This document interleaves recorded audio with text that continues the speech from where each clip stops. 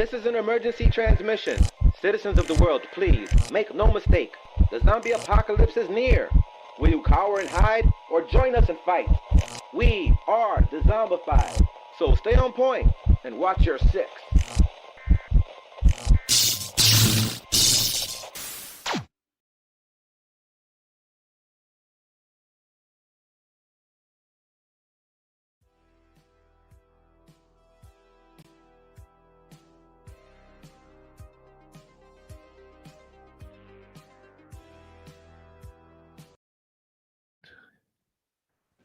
To the chat here and see who we've got with us. Mary P.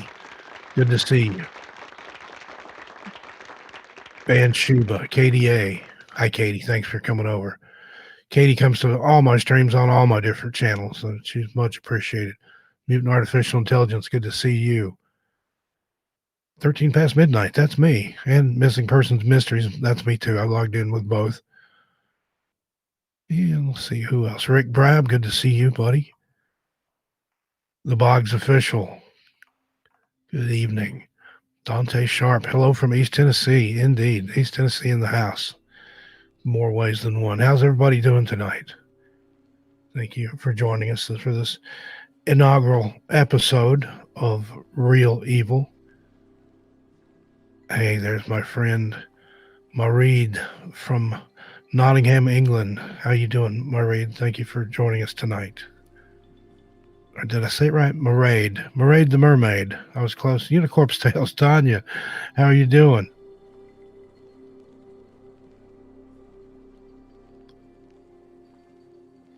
Good to see you here. It looks like 1 a.m. in the UK. But thanks for dropping by. So we'll go ahead and get started here momentarily. I thought just to start out with, we'll talk about what is evil. You know, evil is a very subjective and relative term.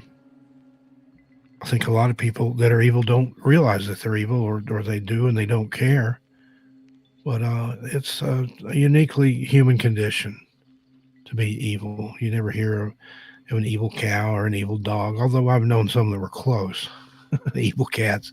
Maybe cats are inherently evil, but in a nice and endearing way. But the evil in the human heart, I think that's some of the most pure evil and real evil that there is. Realities in perspective. Good to see you. You were here way early. I saw you in the chat a couple of hours ago, I think, when I was popping in to get everything set up. But the world we live in is born out of evil. You think about it. There is a lot of evil in the world. Some of it right out in the open. A lot of it's hidden. You have to kind of look for it, and it's not really something you want to seek out. It just shows up. Brian Tucker, thank you for joining us tonight. Spooky Florida, indeed.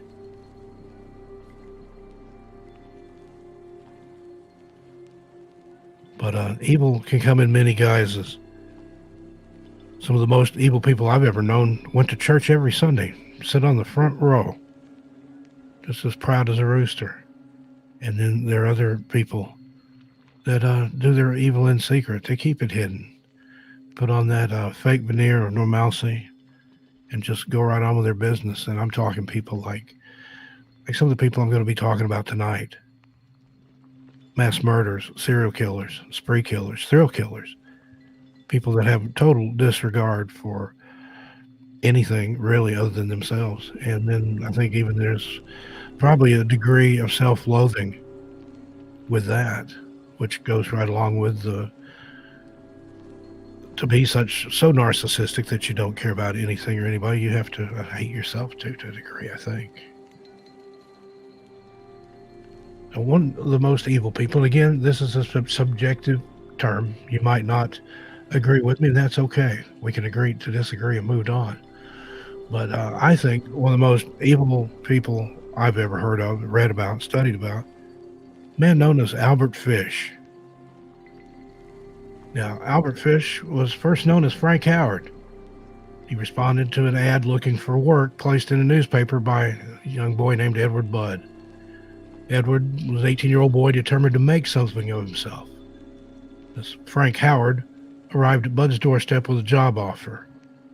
He stated that he would like to have Bud come work with him at his farm, telling a fanciful story about his 6 children and how his wife had left him. So now young Edward said he wanted to make something of himself, and he was looking forward to having a job and providing for his family. And this Frank Howard even offered a job to Bud's friend Willie. Howard planned to come pick them up a few days later and take them back to his farm to begin work. But when Howard didn't show, he provided a handwritten note explaining that he would be in touch in a few days. He came over for a visit the following morning, and the family invited him to stay for lunch. During his visit, Howard spotted Bud's younger sister, Gracie. Now this is where it gets dark and it gets weird. Explaining that he had to attend a birthday party before he could take the boys to the farm, he asked if Gracie would like to join him. With his gracious attitude and overly friendly nature, and the fact that he was going to give Bud a job, or Bud and Willie, they gave permission for Gracie to attend this party. That evening, however, Howard didn't return, and Gracie vanished. Now, the family reported her disappearance to the local police. An investigation soon began. Now, no leads were discovered right away, of course, partially because Frank Howard didn't exist. Now, this was in a time before photo IDs and the internet and computers and any of that. This was in the 1930s, which I think that's one of the things that makes it so much more astonishing and so much more evil. That this guy just cooked all this stuff up back at a time when you just didn't hear of such things. The Budd family initially received a letter with a description of the mutilation and murder of little Gracie. Now, they did compare the notes, and it did match the handwriting from the original note sent to them earlier, talking about when Frank Howard would be in touch in a few days. But now, during the time of the investigation and before the letter was received, another child vanished. Little boy, 4 years old, Billy Gaffney, out playing with his neighbor friend, who was also named Billy. He disappeared. And the 3-year-old Billy that he was playing with stated that the Boogey Man took Billy Gaffney. Now, the police, of course, didn't take this statement to heart and ignored it. You know, lots of 3-year-olds probably tell stories about the Boogey Man. Shortly after the disappearance of Billy Gaffney, another little boy disappeared. 8-year-old Francis McDonald was playing on the porch with his mother when a gray-haired, frail-appearing old man walked down the street muttering to himself. The mother noticed his awkward demeanor but didn't report anything. Now, later that day, while Francis was playing at the park, his friends noticed that he walked into the woods with an elderly gray-haired man. When his family noticed that he was missing, they organized a search. Francis, unfortunately, was found under some branches in the woods, badly beaten and strangled with his own suspenders. Now, the manhunt for this gray man, as they started calling him, began with Ernest, but despite all the efforts, he simply vanished too. Now, the letter that was received by the Budd family on further investigation was found to contain an emblem of the New York State Private Chauffeurs Benevolent Association. All the members were required to obtain a handwriting test for comparison to the letters from Howard. There was a janitor that came forward to admit that he had taken some sheets of paper and left them in his old rooming house. The landlady was able to confirm that an old man matching the description had lived there for 2 months and had only recently checked out. The former tenant was identified as Albert H. Fish. The landlady also mentioned that he wanted her to hold a letter that would be arriving from his son. The detectives intercepted this letter at the post office and were contacted by the landlady that he would be coming to get his letter. The lead detective was able to capture Mr. Fish when he showed up for this letter. Now, many confessions and testimonies were heard by law enforcement and psychiatrists alike. Albert Fish described how he wanted to lure Edward Budd and his friend Willie to his farm to kill them. However, once he had laid his eyes on Gracie, he changed his mind and desperately wanted her to be his victim. I told you, this guy was evil. He took Gracie to a train station and purchased a one-way ticket for her. He had all this planned out. After the ride to the countryside, he took her to a house. While at this house, he told Gracie to wait outside, and she picked flowers. Albert went to the second floor of the house and stripped off all his clothes. When he called for Gracie to come upstairs, she was frightened by this suddenly naked man and called out for her mother. Mr. Fish choked her to death. Following her death, he decapitated her and cut up the body. Took parts with him when he left, wrapped in a newspaper. Police were later able to locate the remains of Gracie based on his confession. Now, Albert Fish had many run-ins with the police in his lifetime. However, surprisingly, each time charges were dismissed. And he continued to carry out his evil career. He discussed in detail the murder of Billy Gaffney, the 4-year-old boy, describing how he tied him up and beat him. He even admitted to drinking his blood and making a stew out of his body parts. Yet his attitude was not like that of people with psychosis. He was calm and reserved, which was out of the ordinary. He confessed that he wanted to inflict pain and have pain inflicted on him. He taunted and preyed on children, mostly boys. He also had a compulsion to write and send obscene letters even when there was no victim involved. And as far as the pain thing, an x-ray determined that he had placed needles into his, shall we say, nether region and had at least 29 inside there. All this went to trial when it came to light, and his defense team argued that he was legally insane. They used many descriptions and testimonies to prove to the jury that he was mentally ill. However, the jury didn't buy it. He was considered to be a psychopathic personality without a psychosis and was found guilty after 10 days of trial. As an interesting aside, he was put to death in the electric chair, to which he gleefully strapped himself in. I guess he figured that death must be the greatest kick of all, because that's why they save it for last.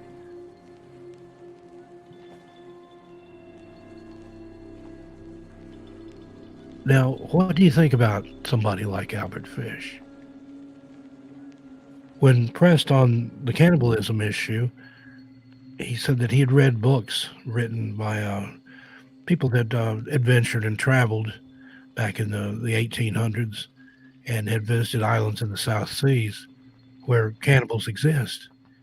And for whatever reason, he became obsessed with cannibals and cannibalism and had a longing to try human flesh for himself. Now, I don't know exactly which time was his first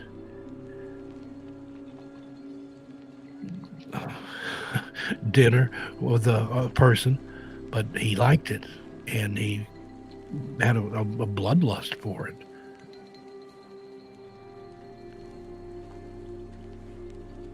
But just the thing, and again, this was in the 1930s, and yes, you had people prior to that. You have somebody like H.H. Holmes, who had his murder castle there in Chicago that murdered no telling how many people and did away with them. But there's just something special about Fish. I mean, he's one of these people that's just pure evil incarnate, I think would be the only way to describe him.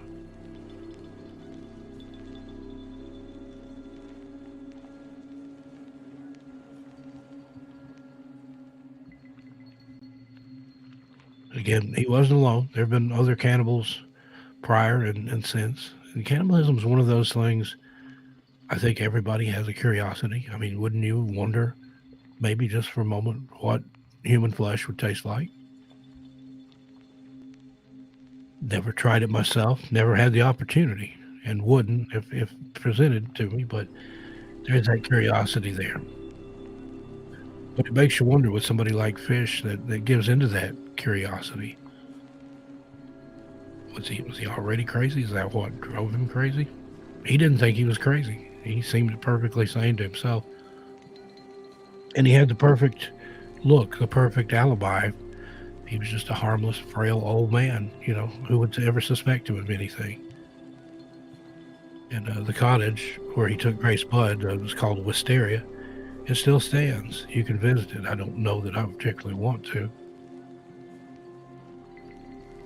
Now, I've visited a lot of these murder sites. I've been to the Villisca Axe Murder House. I've been to the Lizzie Borden House, but I don't know. There's just, I enjoy legend tripping as much as the next person, but some of those places, there's a really dark aura, really just an evil, creepy something that's there that's not in a lot of the haunted places and paranormal hotspots that I've been to, especially anything where there's children involved. So I think that's the most evil. Anybody that would hurt a child or murder a child, that's beyond evil. And I think there's as Dante would write, there's a special circle in hell for people that do things to children.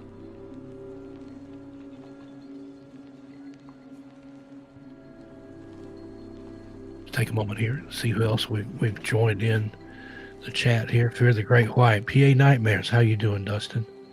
Sock Goblin, amazing. WTF. Good to see you here. Like that name. As the Noose Titans. Mia Mina, good to see you.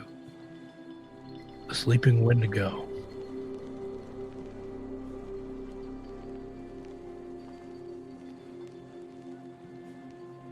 Got a good crew here. 26 watching now.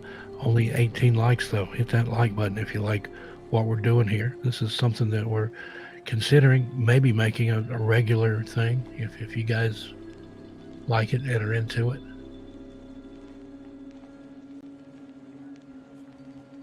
And I see that Dezombified has made Tanya and Katie mods for me. Appreciate that.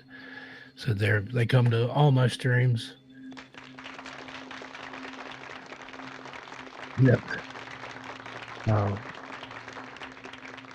First of all, for some of you that I haven't seen in a while, I'll get you caught up here. I'm doing my thing over on Missing Persons and Mysteries. That's my main channel now. We're just a few subscribers away from hitting the 70,000 mark, which is just astounding. When I first went on over there as a narrator, I think he had around 10,000 people. It's only been a little over a year ago, so had a good response over there. People seem to like my voice. I can't tell you what is a... I've never liked the way I sounded, but apparently other people do. I've had people that listen to me to go to sleep.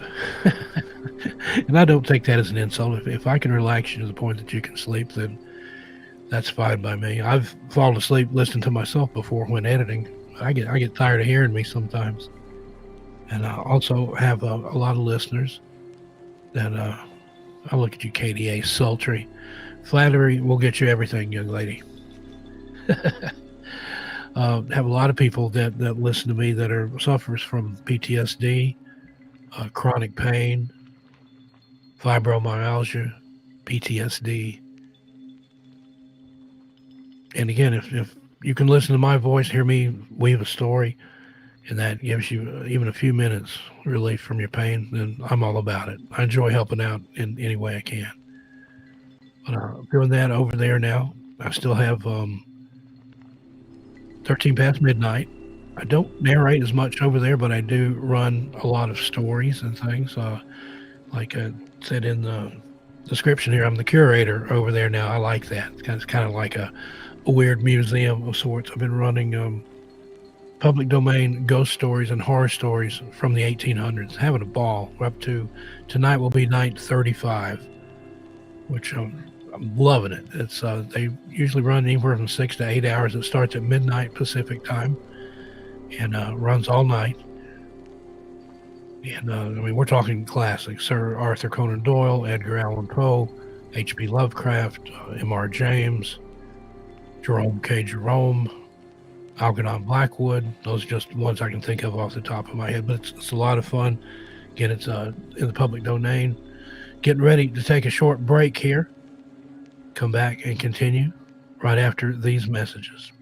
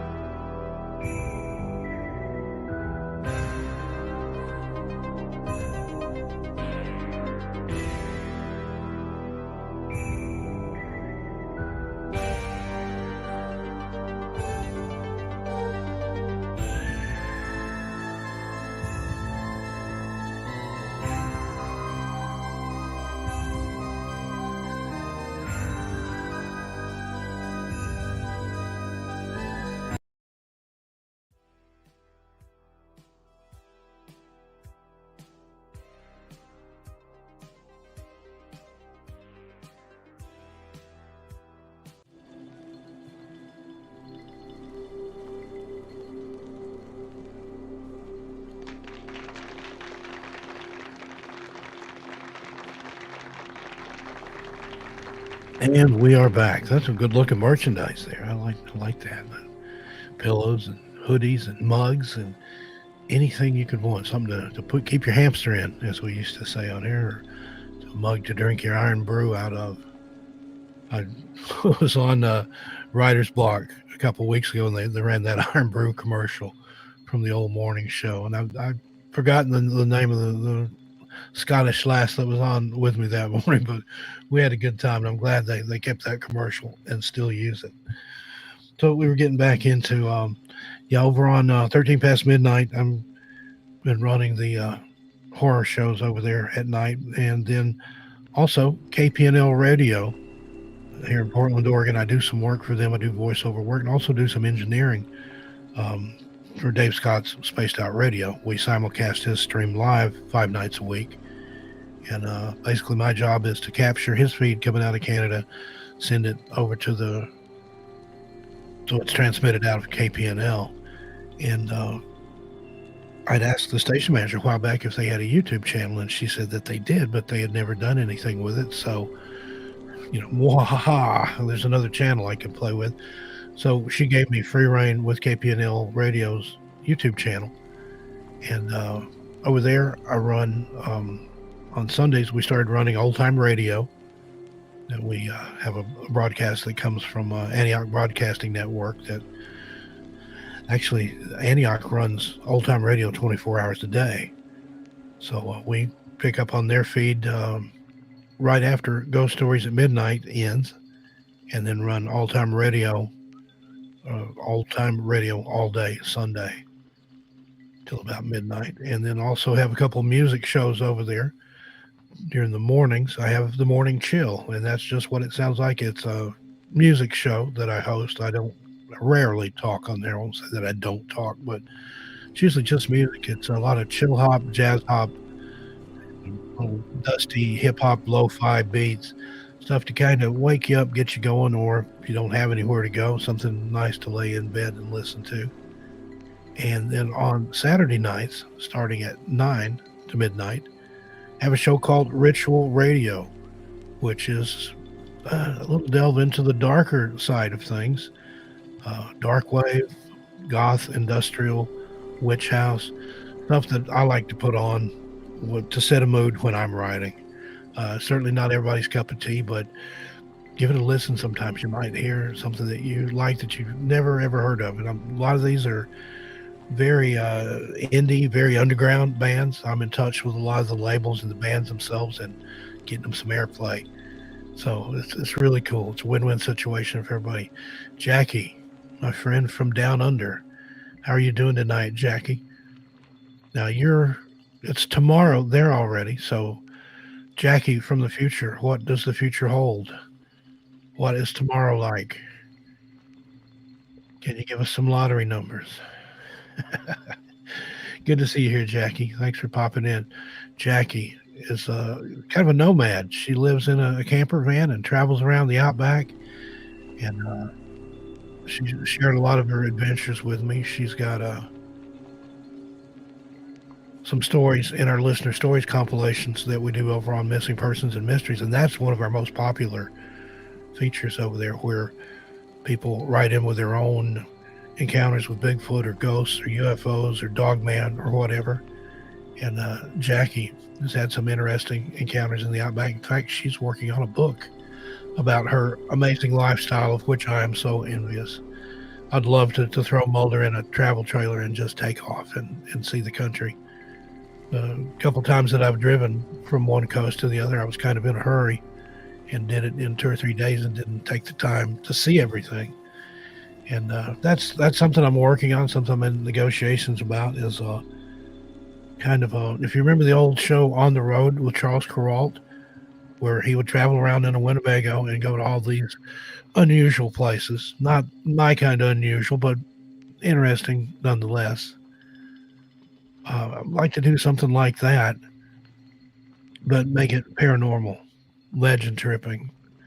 Not as an investigator or even as a researcher, but just to visit the sites. And that's a lot of what I've done in the past. I like to visit places where things have happened, even if it was just a one-off, like the Toby Demon or the Mothman in West Virginia, or the Kelly Hopkinsville Goblins.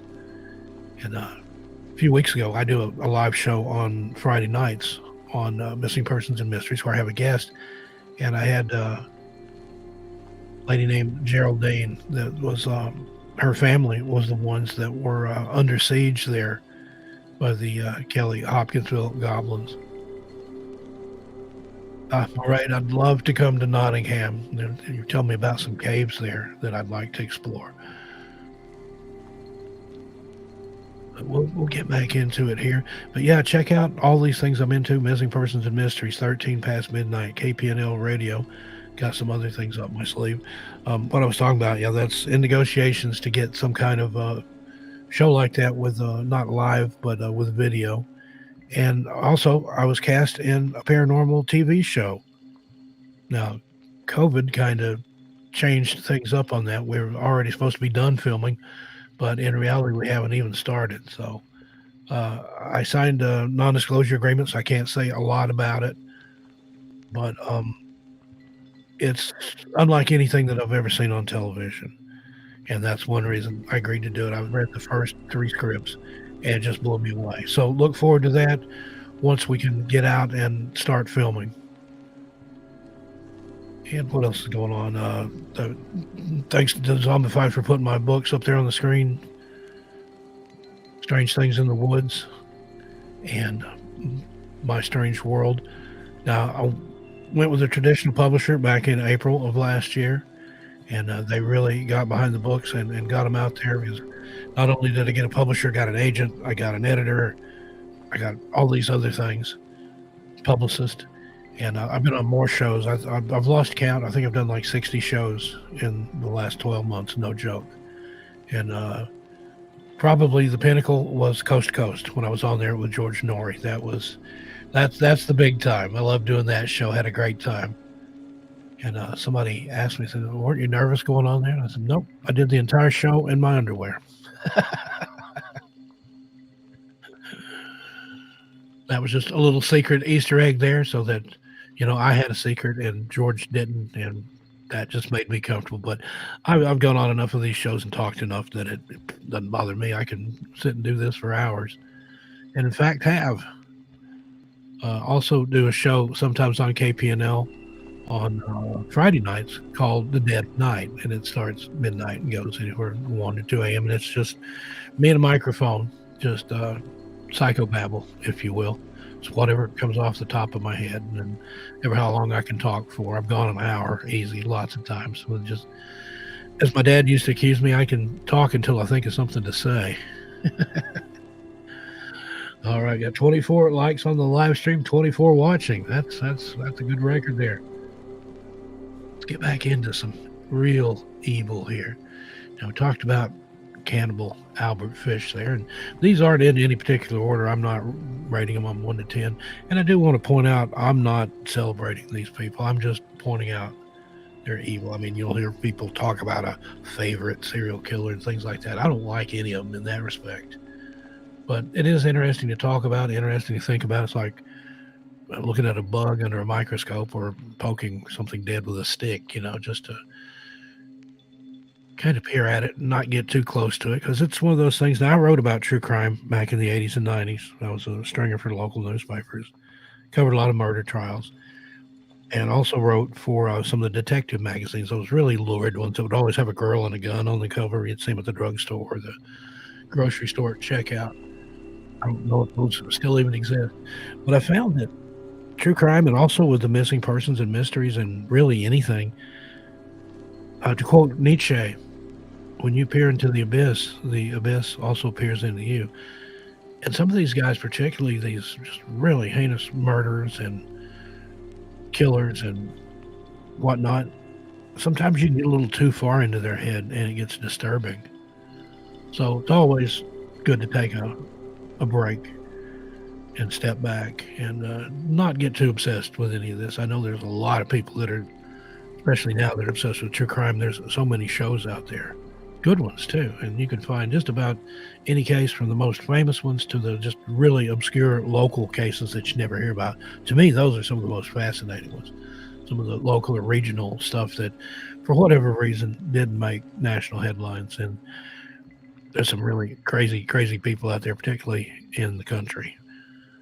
But moving along here, let's talk about another cannibal, one of Wisconsin's favorite sons, Jeffrey Dahmer. Now, the other one would probably be Ed Gein, who was also a cannibal, grave robber, and liked to make things out of human flesh. You've probably heard of Ed before. He's the basis for the Texas Chainsaw Massacre and Psycho, Three on a Meat Hook, several other films like that. He was back in the 50s. But now, moving ahead into the early 90s, Jeffrey Dahmer came to light. He was an American serial killer and sex offender, born May 21, 1960.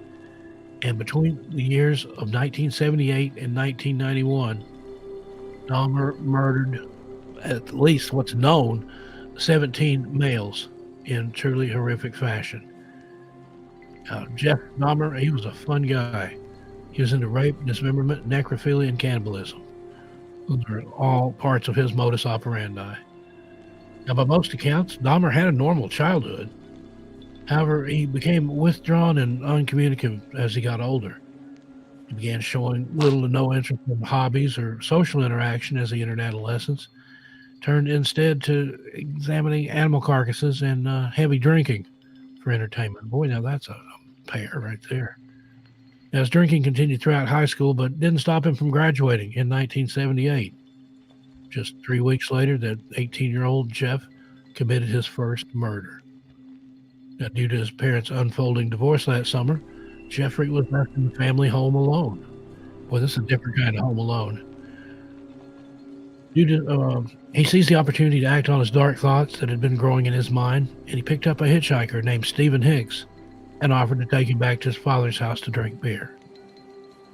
But when Hicks decided it was time for him to leave, Dahmer hit him in the back of the head with a 10-pound dumbbell. Dahmer he had a fear of being alone. He didn't want to be left. So he literally would murder these people so that he could keep them with him. And by the same token, that's why he turned to cannibalism. By ingesting these people, he felt that they would be with him for all time. After he murdered this first boy, he dissected him, dissolved, pulverized, and scattered the now imperceptible remains throughout his backyard, and later admitted to killing him simply because he wanted Hicks to stay. Now, 9 years would pass before he'd kill again. That's unusual. Usually, when these people that fantasize about such things, once they act it out, once that first one, then the next one come easier and usually with more frequency. But not Jeff. He attended college that fall, dropped out due to his alcoholism. No surprise there. And after that, his father kind of gave him an ultimatum, and he enlisted in the Army. He served as a combat medic in Germany from 1979 to 1981. However, he never kicked the habit and was discharged that spring and then moved back home to Ohio. After his drinking continued to cause problems, his father sent him to live with his grandmother in West Allis, Wisconsin. By 1985, he was frequenting gay bathhouses where he would drug men and rape them as they lay unconscious. Although he was arrested twice for incidents of indecent exposure in 1982 and again in 1986, he only faced probation and was not charged for the rapes. That's another amazing thing. A lot of these people, they're able to skate on so many things where, they had him several times and for whatever reason didn't charge him, let him go. Now, his second victim, a gentleman by the name of Steve Tuomi, killed in September of 1987. Dahmer picked him up from a bar, took him back to a hotel room where Jeff said he woke up the next morning to Tuomi's beaten dead body. Later claimed that he had no memory of actually murdering him, implying that he had committed the crime in some sort of blackout impulse. Killings occurred sporadically after Stephen, with 2 victims in 1988 and 1 in 1989, and then 4 in 1990. Dahmer continued to lure unsuspecting men from bars or solicited prostitutes, whom he then drugged, raped, and strangled. At this point, though, Dahmer also began carrying out particularly disturbing acts with their corpses, continuing to use the bodies for necrophilic purposes, taking photographs of the dismemberment process, and preserving with scientific precision his victims' skulls and other parts for display, and even retaining parts for consumption. Now, during this period, when all this was going on, Dahmer was working at the Ambrosia Chocolate Factory.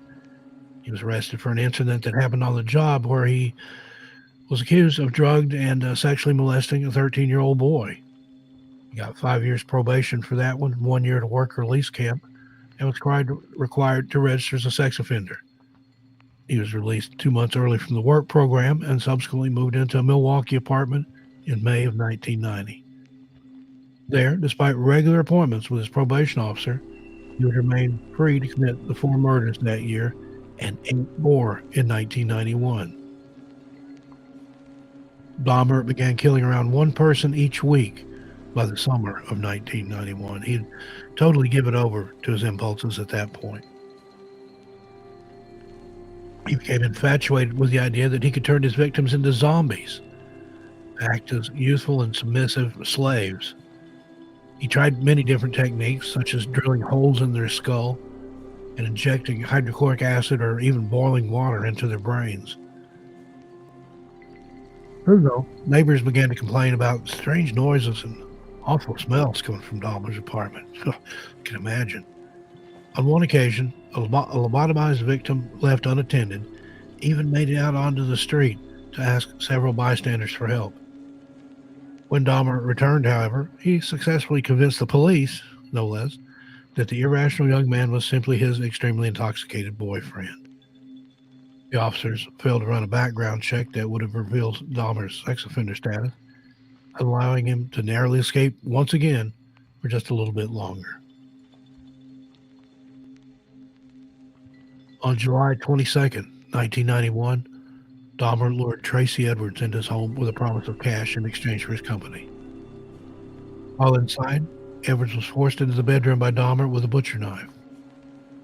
During the struggle, Edwards was able to get free and escape out into the streets where he flagged down a police car. This time the police listened, and when they arrived at Dahmer's apartment, Edwards alerted them to the knife that was hidden in the bedroom. When the police went in the bedroom to check, they found Dahmer's stash of pictures of dead bodies and dismembered limbs that allowed them to finally place Dahmer under arrest. Further investigation of his apartment led them to find a severed head in the refrigerator, 3 more severed heads stashed throughout the apartment, multiple photographs of all the victims, and more human remains in his refrigerator. A total of 7 human skulls were found in his apartment, as well as a human heart in the freezer. An altar was also constructed with candles and human skulls in his closet. Now, Dahmer wasn't a Satanist, per se, like that might sound like there, but he was into some of the Aztec and Mayan type worship, and he thought that he somehow was connected to those peoples, and they had a very murderous and bloody history. But no idea where he came up with that. After taken into custody, Dahmer confessed and began divulging gruesome details of his crimes to the authorities.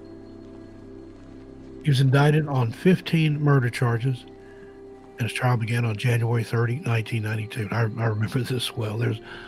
I won't indulge here, but there was all kinds of just totally tasteless Dahmer jokes going around. Even though the against him was overwhelming, Dahmer pled insanity as his defense due to the nature of his incredibly disturbing and uncontrollable urges and impulses. Following 2 weeks of trial, the court declared him not only sane, but guilty on all 15 counts of murder. He was sentenced to 15 life terms, which amounted to a total of 957 years in prison. In May of that same year, he entered a guilty plea for the murder of his first victim, Stephen Hicks, and received an additional life sentence for that. 957 years. He probably could have cut that in half with good behavior. Now, Dahmer served his time at the Columbia Correctional Institute in Portage, Wisconsin. During his time in prison, he actually began to express remorse for his actions and said that he even wished for his own death. He also began to read the Bible and declared himself a born-again Christian, said he was ready for his final judgment. He was attacked twice by fellow inmates.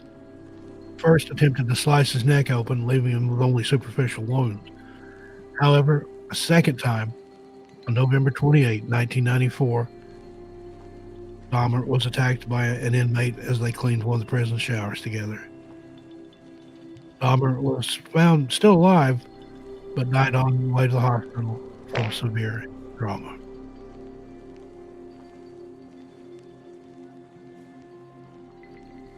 So there you have it.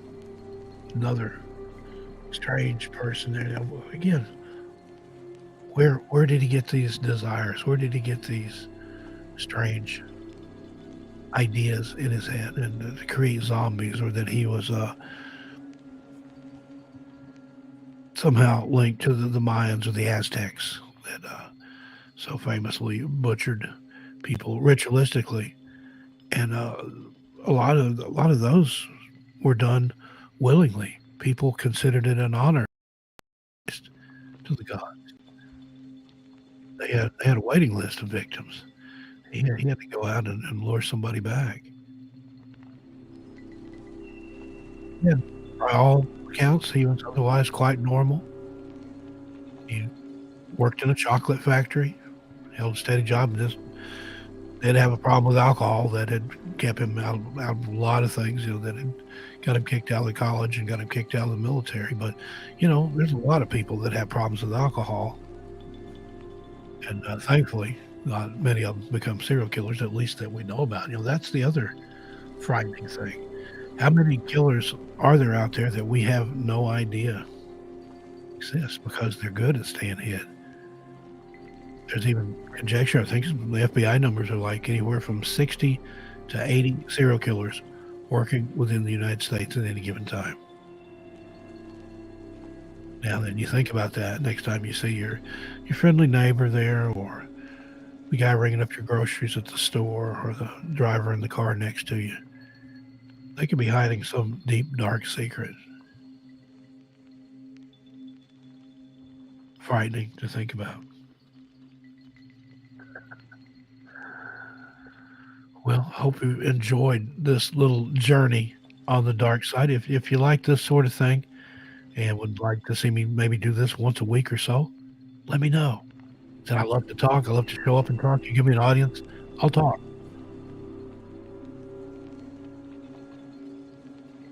So, again, if you like it, looks like we got 28 likes on here, no dislikes. But hey, even a dislike is a view, and title your own opinion. Just have to agree to disagree and move on. Got another break coming up here. Stay tuned, and we'll wrap it up. We'll be right back after this.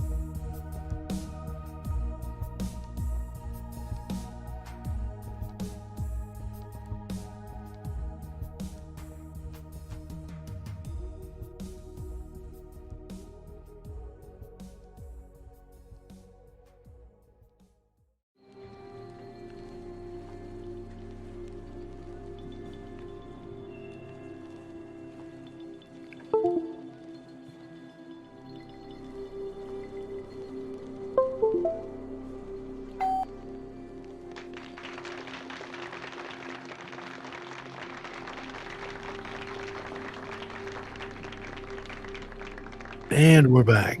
Loving those ads, loving the music, loving everything about this. I've had a lot of fun. Normally, when I go live, I'm in charge of everything. I have to engineer the thing and run the stream and make sure the background's up and the music's right and the guests are happy. It's nice to just be able to come and sit in front of a microphone and talk for a change. I haven't been able to do that in a while. But again, if you like what we're doing here, let us know. If you'd like to see me back on a weekly basis, there's a lot of evil that I can dig through out there. Thinking maybe for the next one, can a person be born evil? What about evil children? What I'd like to delve into next time. But again, I want to thank everybody for showing up tonight. Appreciate each and every one of you. Some of my people that are here from 13 past midnight or from missing persons and mysteries. Okay, somebody has a question. Sock Goblin, amazing, WTF. What's your question? Just pop it in the chat there. There's probably a little delay in what I'm reading and what you're hearing, so I'll wait for your question to come up.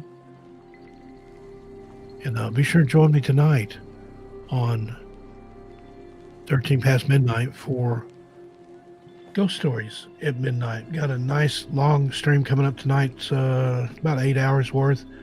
Stories from Mary E. Wilkins Freeman, Guy de Maupassant, Edgar Allan Poe, Nathaniel Hawthorne, Ambrose Bierce, H.P. Lovecraft, and more.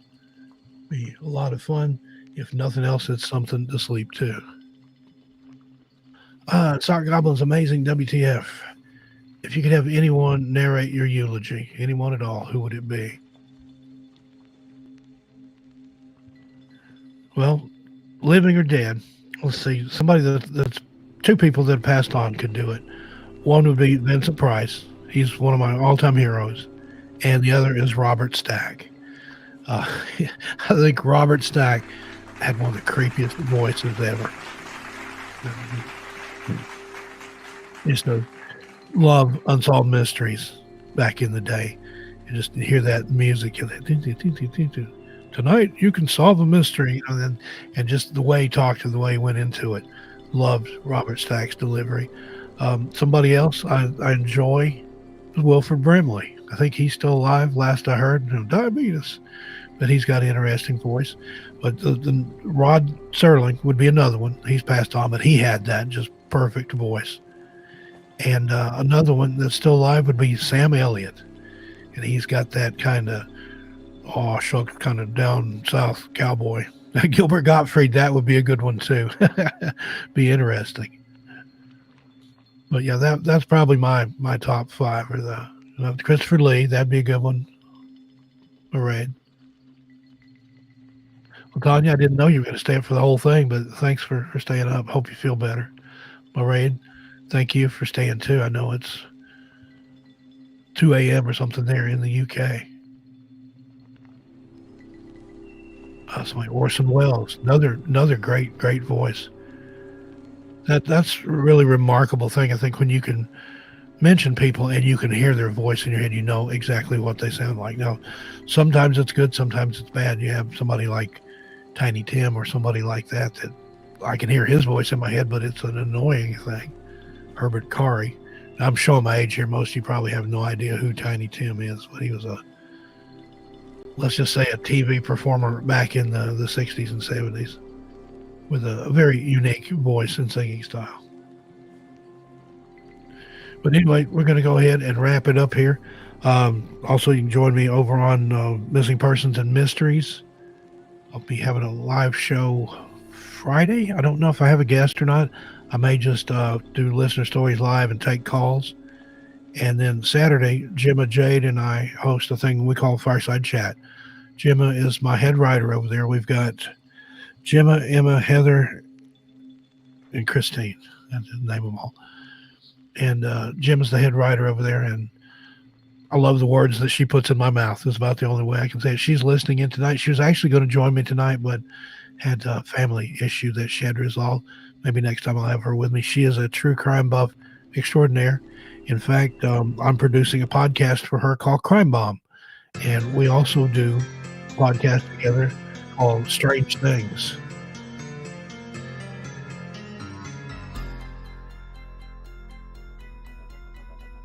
And looks like that's my cue to get on out of here.